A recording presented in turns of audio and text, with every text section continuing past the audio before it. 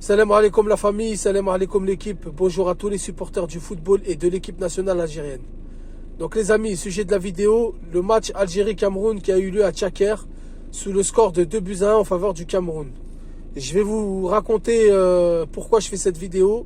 Je vais vous dire par rapport au recours de la FAF déposé à la FIFA. Je vais vous dire s'il faut avoir de l'espoir ou pas, si le match risque d'être rejoué ou pas. D'après l'expérience, d'après les matchs qu'il y a eu, d'après les tricheries qu'il y a eu précédemment. Donc les amis, je vois que les médias algériens en parlent beaucoup sur Internet, les supporters algériens en parlent beaucoup sur Internet, des gens font des vidéos pour dénoncer la mascarade qui a eu lieu entre l'Algérie et le Cameroun. Donc une tricherie, une corruption, appelez ça comme vous voulez, mais il y a bien eu des faits bizarres durant ce match. Moi je vais vous expliquer une chose, d'après les vidéos que j'ai vues, le matin, le soir, l'après-midi, tous les angles, j'ai revu tous les angles parce que quand je parle de quelque chose, j'ai envie d'être sûr. Quand je parle d'une tricherie ou d'une corruption, j'ai envie d'être sûr.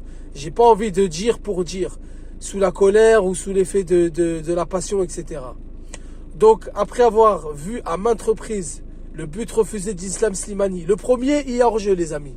Le premier, il faut même pas parler du premier but de Slimani, il est hors-jeu. Mais le deuxième but de Slimani, la soi-disant main de Slimani, plus les erreurs d'arbitrage, plus les fautes commises des Camerounais, pour moi, c'est évident qu'il y a quelque chose de bizarre derrière ce match. Pour moi, c'est évident qu'il y a eu des décisions plus que douteuses dans ce match de la part de Bakary Gassama. On ne peut pas commettre autant d'erreurs dans un match. On peut en commettre une, deux à la rigueur. À la mi-temps, les arbitres regardent toujours les vidéos, regardent toujours leurs prestations de la mi-temps. Et après, ils rectifient leurs erreurs en deuxième mi-temps. Cet arbitre-là, au contraire, en deuxième mi-temps, il a commis plus d'erreurs qu'en première mi-temps. Donc pour moi, il y a bien eu tricherie de la part de Bakary Gassama, volontairement. Je dis bien volontairement. Maintenant, les amis, est-ce qu'il y a eu corruption? Est-ce qu'il y a eu match acheté? Ça, je ne sais pas, on ne peut pas le prouver. Il n'y a qu'un bon hacker algérien qui peut le prouver en fouinant bien sur les messages et les conversations téléphoniques. Bon, revenons au match. Donc la FAF, la Fédération algérienne de football, a déposé un recours auprès de la FIFA qui sera étudié le 21 avril ou que la réponse sera donnée le 21 avril si j'ai bien compris. Donc les amis, si la FAF ne va pas avec un dossier en béton, avec des avocats en béton, elle n'obtiendra rien de la FIFA. Je vous le dis, c'est clair et net et précis. Si la Fédération algérienne de football ne fait pas correctement son métier, si le pouvoir public, si le président de la République, les généraux algériens ne s'en mêlent pas, s'il n'y a pas un dossier en béton, il n'y aura rien à espérer de la FIFA. C'est clair, net et précis. Maintenant, revenons sur les images qu'on a pu voir sur tous les angles. Le premier but de Slimani, comme j'ai dit, il est hors jeu. Il n'y a rien à espérer. Par contre, sur le premier but du Cameroun, il y a une faute sur Aïssa Mandi.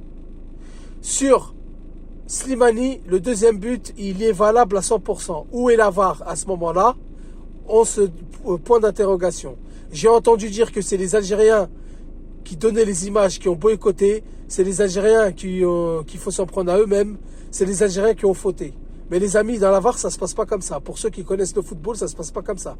Et il y a une commission, il y a des arbitres, il y a des gens qui sont là exprès pour demander les images et pour dire à l'arbitre d'attendre s'il y a eu une grosse faute ou pas. Chose qui n'a pas été faite. Normalement, la VAR aurait dû avertir Bakary Gassama d'attendre d'avoir les images sur le premier but. Sur le but d'Islam Slimani, ils ont accordé le but, Gassama l'a refusé. Plus toutes les erreurs faites durant le match. Une poussette sur Islam Slimani, 2 mains dans la surface de réparation, plus une faute flagrante dans la surface de réparation de Youssef Attal. Et enfin les amis, le deuxième but des Camerounais. Il y a main sur le joueur camerounais. Regardez bien les ralentis, les amis. Moi, je suis pas dans le complotisme, dans la tricherie. J'ai pas fait de vidéo jusqu'à présent parce que je voulais être sûr de quoi je parle. Il y a main du joueur camerounais. Comment la VAR ne peut pas le voir? Comment l'arbitre ne peut pas le voir? Donc moi, je vous le dis, les amis.